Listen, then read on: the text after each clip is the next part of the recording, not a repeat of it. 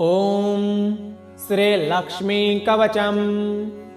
ॐ अस्य श्री लक्ष्मी कवच स्तोत्रस्य श्री ईश्वरो देवता अनुष्टुप् छन्दः श्री लक्ष्मी प्रीत्यर्थे पाठे विनियोगः। लक्ष्मी मे चाग्रतः पातु कमला पातु पृष्ठतः। नारायणी शीर्षदेशे सर्वांगे श्रीस्वरूपिणी। रामपत्नी तु प्रत्यंगे सदावतु समेश्वरी। विशालाक्षी योगमाया कौमारी चक्रिणी तथा। जयदात्री धनदात्री पाशाक्षमालिनी शुभा। हरिप्रिया हरिरामा जयंकरी महोदरी। कृष्णपरायणा देवी श्रीकृष्ण मनमोहिनी। जयंकरी महारौद्री सिद्धिदात्री शुभंकरी। सुखदा मोक्षदा देवी चित्रकूट निवासिनी। भयं हरतु भक्तानां भवबन्धं विमुच्यतु। कवचं तन्महापुण्यं यः पठे भक्ति संयुतः। त्रिसंयमेकसंध्यं वा मुच्यते सर्वसङ्कटात्। एतत् कवचस्य पठनं धनपुत्र विवर्धनं। भीतिर्विनाशनं चैव त्रिषु लोकेषु कीर्तितम्। भुज्रपत्रे समालिख्य रोचना कुङ्कुमेन तु। धारणाङ्गलदेशे च सर्वसिद्धिर्भविष्यति। अपुत्रो लभते पुत्र धनार्थी लभते धनं। मोक्षार्थी मोक्षमाप्नोति कवचस्य प्रसादतः। गर्भिणी लभते पुत्रं वन्ध्या च गर्भिणी भवेत्। धारयेद्यपि कंठे च अथवा वामबाहुके। यः पठे नियतं भक्त्या स एव विष्णुवत् भवेत्। मृत्यु व्याधि भयं तस्य नास्ति किंचन महीतले। पठेद्या पाठयेद्यापि शृणुयाच्चा वयेध्यति। सर्वपाप विमुक्तस्तु लभते परमां गतिं। संकटे विपते घोरे तथा च गहने वने। राजद्वारे च नौकायां तथा च रणमध्यतः। पठनाधारणादस्य जयमाप्नोति निश्चितम्। अपुत्रा च तथा वन्द्या त्रैपक्ष्यं शृणुयाद्यति। सुपुत्रं लभते सा तु दीर्घायुष्कं यशस्विनीं। शृणुयादः शुद्धबुद्ध्या द्योमाशो विप्रवक्रतः। सर्वान् कामान् वाप्नोति सर्वबन्धादिमुच्यते। मृतवत्सा जीववत्सा त्रिमासं श्रवणं यदि। रोगी रोगादिमुच्येत पठेन्नान्मासमध्यतः। लिखित्वा भुज्रपत्रे च अथवा ताडपत्रके। स्थापये नियतं गेहे नाग्निचौरभयं क्वचित्। शृणुयादारयेद्यापि पठेदा पाठयेदपि। यः पुमान् सततं तस्मिन् प्रसन्ना सर्वदेवताः। बहुना किमिहोक्तेन सर्वजीवेश्वरेश्वरी। आद्याशक्तिर्महालक्ष्मीर्भक्त्यानुग्रहकारिणी। धारके पाठके चैव निश्चला निवसे ध्रुवम्। लक्ष्मी मे चाग्रतः पातु कमला पातु पृष्ठतः। नारायणी शीर्षदेशे सर्वांगे श्रीस्वरूपिणी। रामपत्नी तु प्रत्यंगे सदावतु समेश्वरी। विशालाक्षी योगमाया कौमारी चक्रिणी तथा। जयदात्री धनदात्री पाशाक्षमालिनी शुभा। हरिप्रिया हरिरामा जयंकरी महोदरी। कृष्णपरायणा देवी श्रीकृष्ण मनमोहिनी। जयंकरी महारौद्री सिद्धिदात्री शुभंकरी। सुखदा मोक्षदा देवी चित्रकूट निवासिनी। भयं हरतु भक्तानां भवबन्धं विमुच्यतु। कवचं तन्महापुण्यं यः पठे भक्ति संयुतः। त्रिसंयमेकसंध्यं वा मुच्यते सर्वसङ्कटात्। एतत् कवचस्य पठनं धनपुत्र विवर्धनं। भीतिर्विनाशनं चैव त्रिषु लोकेषु कीर्तितम्। भुज्रपत्रे समालिख्य रोचना कुङ्कुमेन तु। धारणाङ्गलदेशे च सर्वसिद्धिर्भविष्यति। अपुत्रो लभते पुत्र धनार्थी लभते धनं। मोक्षार्थी मोक्षमाप्नोति कवचस्य प्रसादतः। गर्भिणी लभते पुत्रं वन्ध्या च गर्भिणी भवेत् धारयेद्यपि कंठे च अथवा वामबाहुके यः पठे नियतं भक्त्या स एव विष्णुवः भवेत् मृत्यु व्याधि भयं तस्य नास्ति किंचिन महीतले पठेद्या पाठयेद्यापि शृणुयाच्चावयेध्यति सर्वपाप विमुक्तस्तु लभते परमां गतिं संकटे विपते घोरे तथा च गहने वने राजद्वारे च नौकायां तथा च रणमध्यतः पठनाधारणादस्य जयमाप्नोति निश्चितम् अपुत्रा च तथा वन्द्या त्रैपक्ष्यं शृणुयाद्यति सुपुत्रं लभते सा तु दीर्घायुष्कं यशस्वनीं शृणुयादः शुद्धबुद्ध्या द्योमाशो विप्रवक्रतः सर्वान् कामान् वाप्नोति सर्वबन्धादिमुच्यते मृतवत्सा जीववत्सा त्रिमासं श्रवणं यदि रोगी रोगादिमुच्येत पठेन्नान्मासमध्यतः लिखित्वा भुज्रपत्रे च अथवा ताडपत्रके स्थापये नियतं गेहे नाग्निचौरभयं क्वचित् शृणुयादारयेद्यापि पठेदा पाठयेदपि यः पुमान् सततं तस्मिन् प्रसन्ना सर्वदेवताः बहुना किमिहोक्तेन सर्वजीवेश्वरेश्वरी आद्याशक्तिर्महालक्ष्मीर्भक्त्यानुग्रहकारिणी धारके पाठके चैव निश्चला निवसे ध्रुवम् लक्ष्मी मे चाग्रतः पातु कमला पातु पृष्ठतः नारायणी शीर्षदेशे सर्वांगे श्रीस्वरूपिणी रामपत्नी तु प्रत्यंगे सदावतु समेश्वरी विशालाक्षी योगमाया कौमारी चक्रिणी तथा जयदात्री धनदात्री पाशाक्षमालिनी शुभा हरिप्रिया हरिरामा जयंकरी महोदरी कृष्णपरायणा देवी श्रीकृष्ण मनमोहिनी जयंकरी महारौद्री सिद्धिदात्री शुभंकरी सुखदा मोक्षदा देवी चित्रकूट निवासिनी भयं हरतु भक्तानां भवबन्धं विमुच्यतु कवचं तन्महापुण्यं यः पठे भक्ति संयुतः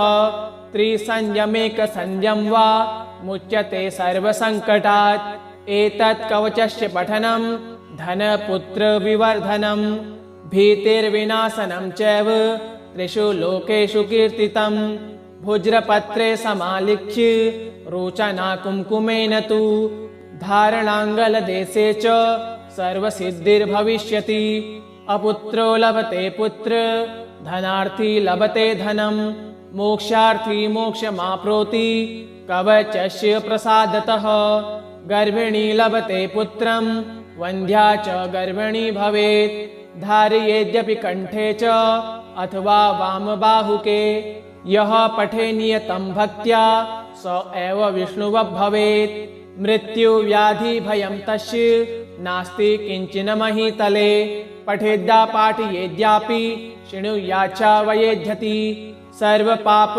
विमुक्तस्तु लभते परमां गतिं संकटे विपते घोरे तथा च गहने वने राजद्वारे च नौकायां तथा च रणमध्यतः पठनाधारणादस्य जयमाप्नोति निश्चितम् अपुत्रा च तथा वन्द्या त्रैपक्ष्यं शृणुयाद्यति सुपुत्रं लभते सा तु दीर्घायुष्कं यशस्वनीं शृणुयादः शुद्धबुद्ध्या द्योमाशो विप्रवक्रतः सर्वान् कामान् वाप्नोति सर्वबन्धादिमुच्यते मृतवत्सा जीववत्सा त्रिमासं श्रवणं यदि रोगी रोगादिमुच्येत पठेन्नान्मासमध्यतः लिखित्वा भुज्रपत्रे च अथवा ताडपत्रके स्थापये नियतं गेहे नाग्निचौरभयं क्वचित् शृणुयादारयेद्यापि पठेदा पाठयेदपि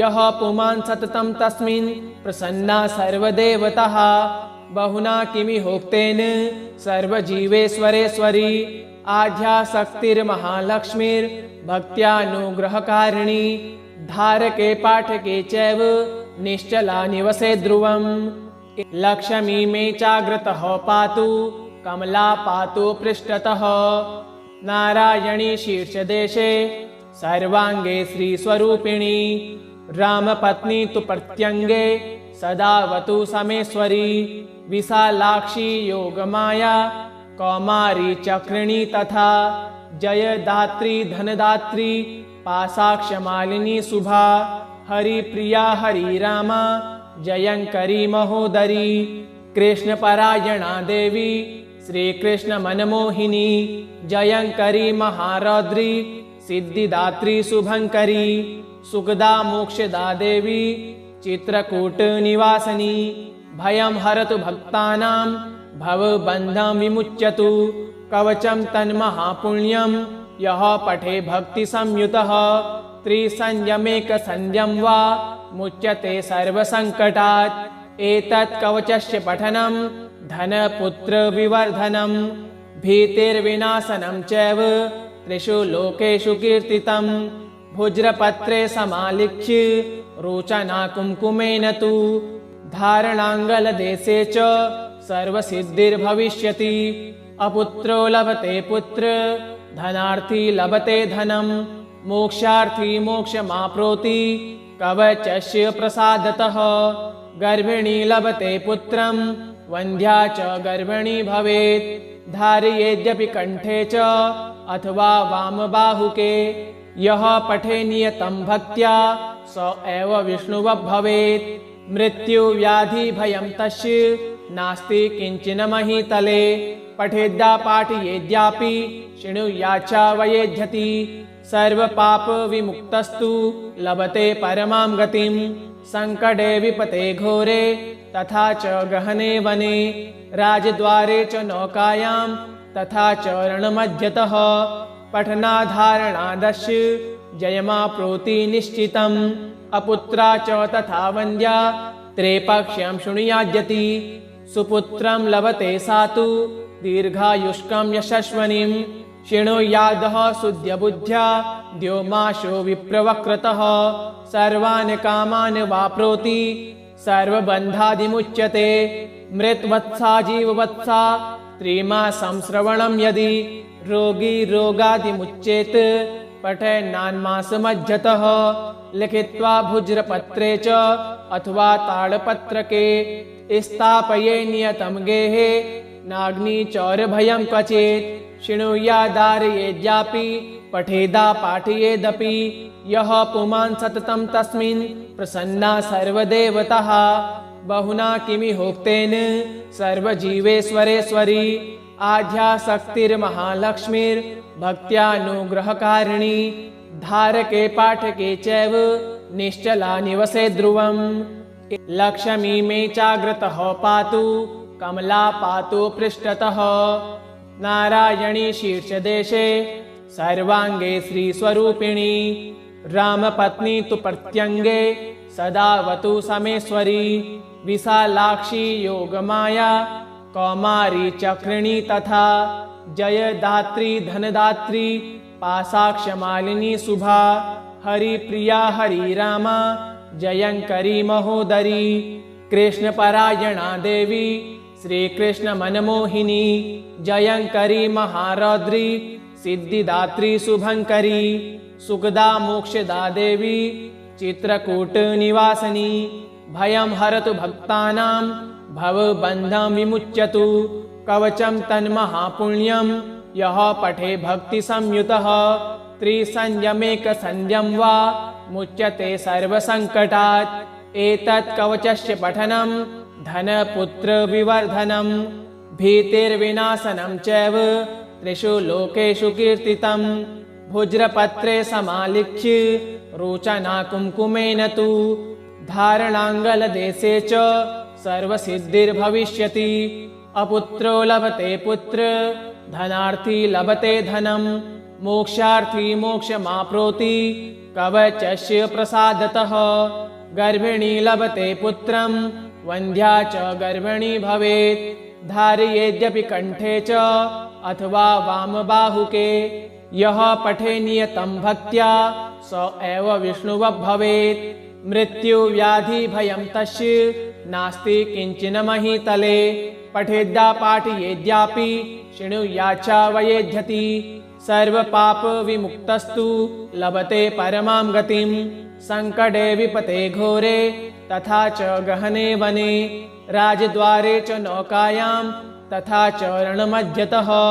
पठनाधारणादस्य जयमाप्नोति निश्चितम्। अपुत्रा च तथा वन्द्या त्रैपक्ष्यं शृणुयाद्यति। सुपुत्रं लभते सा तु दीर्घायुष्कं यशस्वनीं। शृणुयादः शुद्धबुद्ध्या द्योमाशो विप्रवक्रतः। सर्वान् कामान् वाप्नोति सर्वबन्धादिमुच्यते। मृतवत्सा जीववत्सा त्रिमासं श्रवणं यदि। रोगी रोगादिमुच्येत पठेन्नान्मासमध्यतः। लिखित्वा भुज्रपत्रे च अथवा ताडपत्रके स्थापये नियतं गेहे। नाग्निचौरभयं क्वचित् शृणुयादारयेद्यापि पठेदा पाठयेदपि। यः पुमान् सततं तस्मिन् प्रसन्ना सर्वदेवताः। बहुना किमिहोक्तेन सर्वजीवेश्वरेश्वरी। आद्याशक्तिर्महालक्ष्मीर्भक्त्यानुग्रहकारिणी। धारके पाठके चैव निश्चला निवसे ध्रुवम्। लक्ष्मी मे चाग्रतः पातु कमला पातु पृष्ठतः। नारायणी शीर्षदेशे सर्वाङ्गे श्रीस्वरूपिणी। रामपत्नी तु प्रत्यङ्गे सदावतु समेश्वरी। विशालाक्षी योगमाया कौमारी चक्रिणी तथा। जयदात्री धनदात्री पाशाक्षमालिनी शुभा। हरिप्रिया हरिरामा जयंकरी महोदरी। कृष्णपरायणा देवी श्रीकृष्ण मनमोहिनी। जयंकरी महारौद्री सिद्धिदात्री शुभंकरी। सुखदा मोक्षदा देवी चित्रकूट निवासिनी। भयं हरतु भक्तानां भवबन्धं विमुच्यतु। कवचं तन्महापुण्यं यः पठे भक्तिसंयुतः। त्रिसंयमेकसंयं वा मुच्यते सर्वसङ्कटात्। एतत् कवचस्य पठनं धनपुत्रविवर्धनं। भीतिर्विनाशनं चैव त्रिषु लोकेषु कीर्तितं। भुज्रपत्रे समालिख्य रोचना कुङ्कुमेन तु। धारणाङ्गलदेशे च सर्वसिद्धिर्भविष्यति। अपुत्रो लभते पुत्र धनार्थी लभते धनं। मोक्षार्थी मोक्षमाप्नोति कवचस्य प्रसादतः। गर्भिणी लभते पुत्रं वन्ध्या च गर्भिणी भवेत्। धारयेद्यपि कंठे च अथवा वामबाहुके। यः पठे नियतं भक्त्या स एव विष्णुवः भवेत्। मृत्युव्याधि भयं तस्य नास्ति किंचिन महीतले। पठेद्या पाठयेद्यापि शृणुयाच्चावयेध्यति। सर्वपाप विमुक्तस्तु लभते परमां गतिं। संकटे विपते घोरे तथा च गहने वने। राजद्वारे च नौकायां तथा च रणमध्यतः। पठनाधारणादस्य जयमाप्नोति निश्चितम्। अपुत्रा च तथा वन्द्या त्रैपक्ष्यं शृणुयाद्यति। सुपुत्रं लभते सा तु दीर्घायुष्कं यशस्वनीं। शृणुयादः शुद्धबुद्ध्या द्योमाशो विप्रवक्रतः।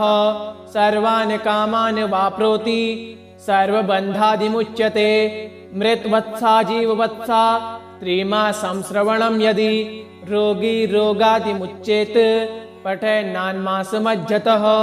लिखित्वा भुज्रपत्रे च अथवा ताडपत्रके स्थापये नियतं गेहे। नाग्निचौरभयं क्वचित् शृणुयादारयेद्यापि पठेदा पाठयेदपि। यः पुमान् सततं तस्मिन् प्रसन्ना सर्वदेवताः। बहुना किमिहोक्तेन सर्वजीवेश्वरेश्वरी। आद्याशक्तिर्महालक्ष्मीर्भक्त्यानुग्रहकारिणी। धारके पाठके चैव निश्चला निवसे ध्रुवम्। लक्ष्मी मे चाग्रतः पातु कमला पातु पृष्ठतः। नारायणी शीर्षदेशे सर्वाङ्गे श्रीस्वरूपिणी।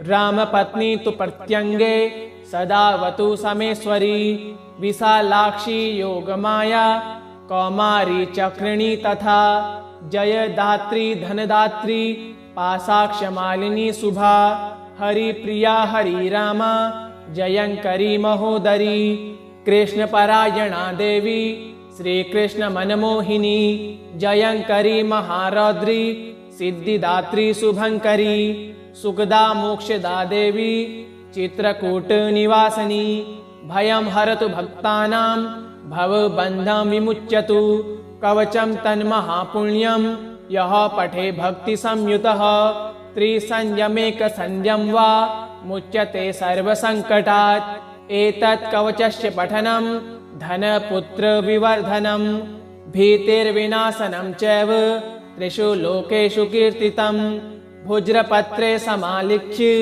रोचना कुङ्कुमेन तु धारणाङ्गलदेशे च सर्वसिद्धिर्भविष्यति अपुत्रो लभते पुत्र धनार्थी लभते धनं मोक्षार्थी मोक्षमाप्नोति कवचस्य प्रसादतः गर्भिणी लभते पुत्रं वन्ध्या च गर्भिणी भवेत् धारयेद्यपि कंठे च अथवा वामबाहुके यः पठे नियतं भक्त्या स एव विष्णुवः भवेत् मृत्यु व्याधि भयं तस्य नास्ति किंचन महीतले पठेद्या पाठयेद्यापि शृणुयाच्चा वयेध्यति सर्वपाप विमुक्तस्तु लभते परमां गतिं संकटे विपते घोरे तथा च गहने वने राजद्वारे च नौकायां तथा च रणमध्यतः पठनाधारणादस्य जयमाप्नोति निश्चितम्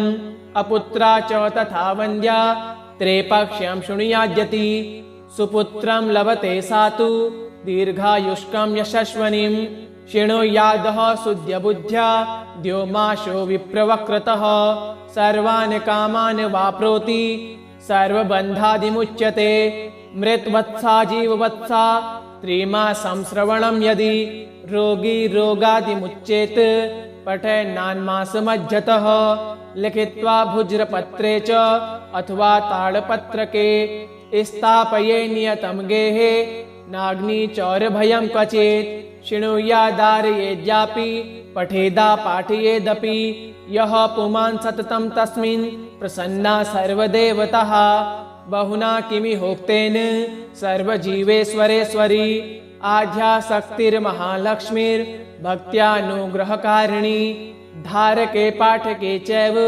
निश्चला निवसे ध्रुवम् लक्ष्मी मे चाग्रतः पातु कमला पातु पृष्ठतः नारायणी शीर्षदेशे सर्वांगे श्रीस्वरूपिणी रामपत्नी तु प्रत्यंगे सदावतु समेश्वरी विशालाक्षी योगमाया कौमारी चक्रिणी तथा जयदात्री धनदात्री पाशाक्षमालिनी शुभा हरिप्रिया हरिरामा जयंकरी महोदरी कृष्णपरायणा देवी श्रीकृष्ण मनमोहिनी जयंकरी महारौद्री सिद्धिदात्री शुभंकरी सुखदा मोक्षदा देवी चित्रकूट निवासिनी भयं हरतु भक्तानां भवबन्धं विमुच्यतु कवचं तन्महापुण्यं यः पठे भक्ति संयुतः त्रिसंयमेकसंयं वा मुच्यते सर्वसङ्कटात् एतत् कवचस्य पठनं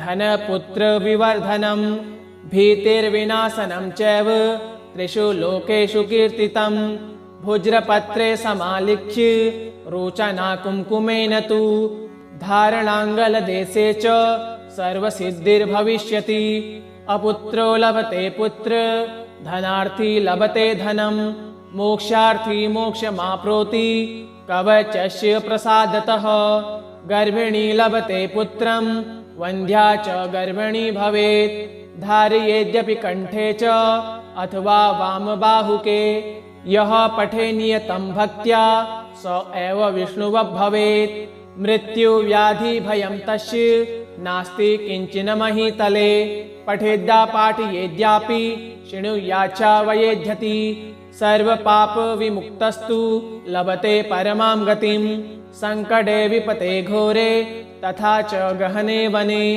राजद्वारे च नौकायां तथा चरणमध्यतः पठनाधारणादस्य जयमाप्नोति निश्चितम्।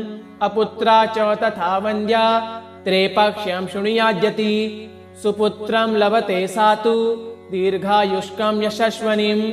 शृणुयादः शुद्धबुद्ध्या द्योमाशो विप्रवक्रतः।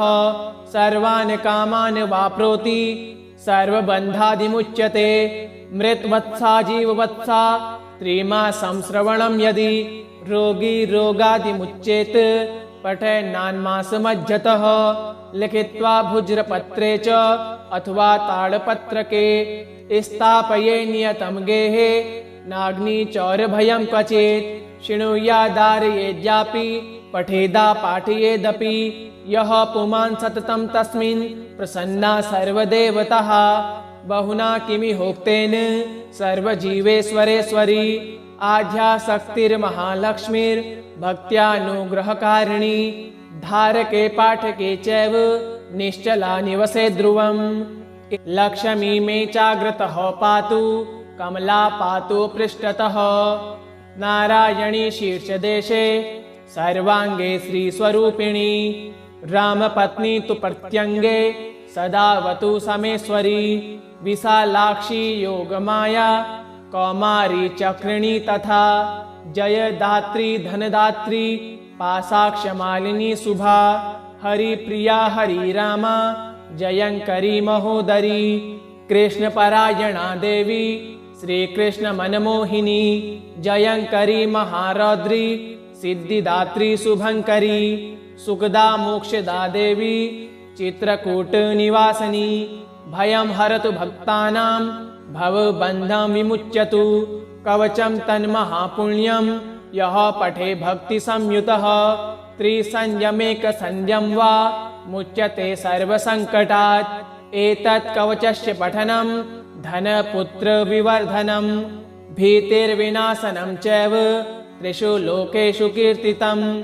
भुज्रपत्रे समालिख्य रोचना कुङ्कुमेन तु धारणाङ्गलदेशे च सर्वसिद्धिर्भविष्यति। अपुत्रो लभते पुत्र धनार्थी लभते धनं। मोक्षार्थी मोक्षमाप्नोति कवचस्य प्रसादतः। गर्भिणी लभते पुत्रं वन्ध्या च गर्भिणी भवेत्। धारयेद्यपि कंठे च अथवा वामबाहुके। यः पठे नियतं भक्त्या स एव विष्णुवः भवेत्। मृत्युव्याधि भयं तस्य नास्ति किंचन महीतले। पठेद्या पाठयेद्यापि शृणुयाच्चा वयेद्यति। सर्वपाप विमुक्तस्तु लभते परमां गतिं। संकटे विपते घोरे तथा च गहने वने। राजद्वारे च नौकायां तथा च रणमध्यतः। पठनाधारणादस्य जयमाप्नोति निश्चितम्। अपुत्रा च तथा वन्द्या त्रैपक्ष्यं शृणुयाद्यति। सुपुत्रं लभते सा तु दीर्घायुष्कं यशस्वनीं। शृणुयादः शुद्धबुद्ध्या द्योमाशो विप्रवक्रतः। सर्वान् कामान् वाप्नोति सर्वबन्धादिमुच्यते। मृतवत्सा जीववत्सा त्रिमासं श्रवणं यदि रोगी रोगादिमुच्येत पठेन्नान्मासमध्यतः।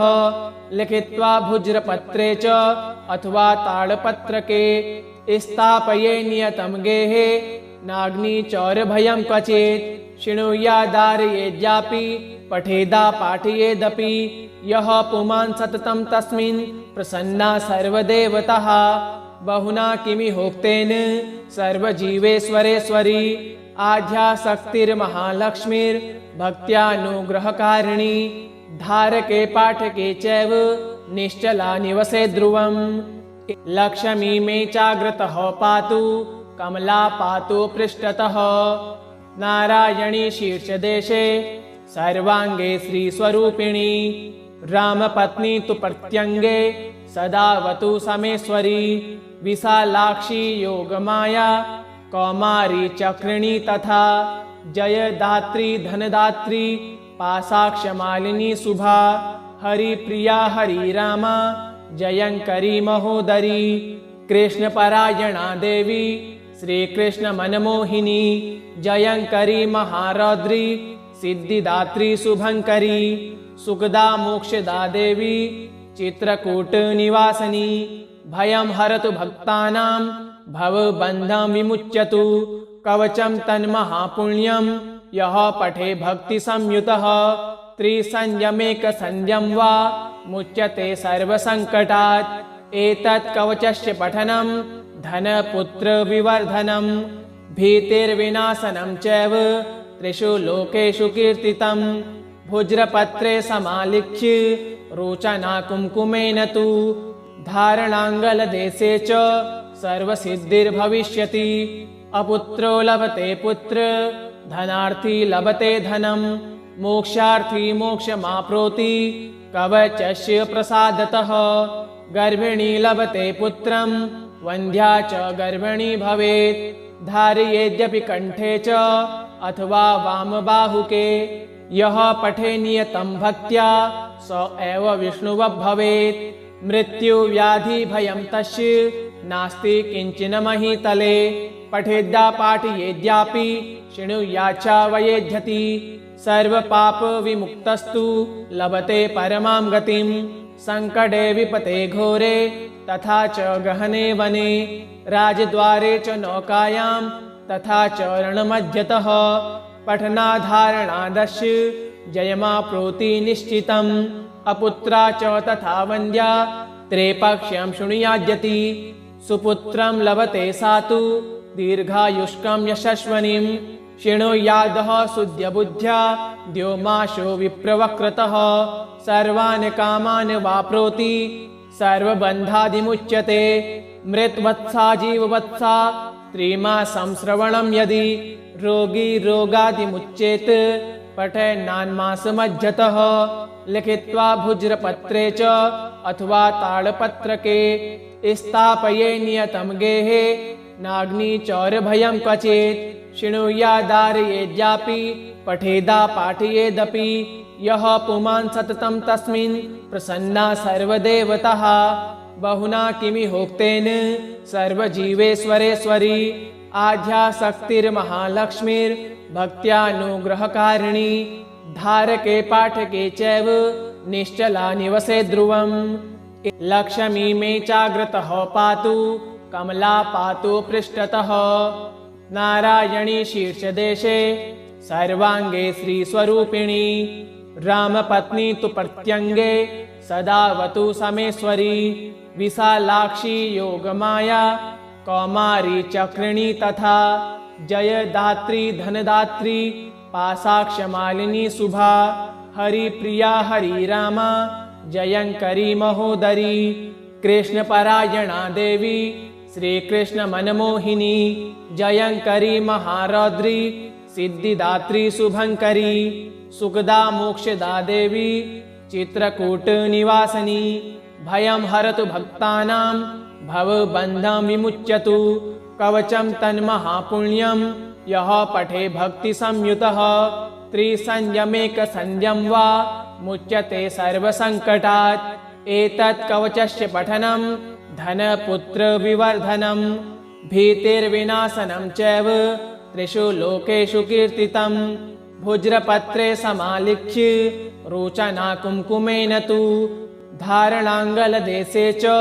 सर्वसिद्धिर्भविष्यति अपुत्रो लभते पुत्र धनार्थी लभते धनं मोक्षार्थी मोक्षमाप्नोति कवचस्य प्रसादतः गर्भिणी लभते पुत्रं वन्ध्या च गर्भिणी भवेत् धारयेद्यपि कंठे च अथवा वामबाहुके यः पठे नियतं भक्त्या स एव विष्णुवः भवेत् मृत्युव्याधि भयं तस्य नास्ति किंचिन महीतले पठेद्या पाठयेद्यापि शृणुयाच्च वयेध्यति सर्वपाप विमुक्तस्तु लभते परमां गतिं संकटे विपते घोरे तथा च गहने वने राजद्वारे च नौकायां तथा च रणमध्यतः पठनाधारणादस्य जयमाप्नोति निश्चितम् अपुत्रा च तथा वन्द्या त्रैपक्ष्यं शृणुयाद्यति सुपुत्रं लभते सा तु दीर्घायुष्कं यशस्वनीं शृणुयादः शुद्धबुद्ध्या द्योमाशो विप्रवक्रतः सर्वान् कामान् वाप्नोति सर्वबन्धादिमुच्यते मृतवत्सा जीववत्सा त्रिमासं श्रवणं यदि रोगी रोगादिमुच्येत पठेन्नान्मासमज्जतः लिखित्वा भुज्रपत्रे च अथवा ताडपत्रके स्थापये नियतं गेहे नाग्निचौरभयं क्वचित् शृणुयादारयेद्यापि पठेदा पाठयेदपि यः पुमान् सततं तस्मिन् प्रसन्ना सर्वदेवताः बहुना किमिहोक्तेन सर्वजीवेश्वरेश्वरी आद्याशक्तिर्महालक्ष्मीर्भक्त्यानुग्रहकारिणी धारके पाठके चैव निश्चला निवसे ध्रुवम् इति श्री तन्त्रोक्तं लक्ष्मीकवचं सम्पूर्णम्।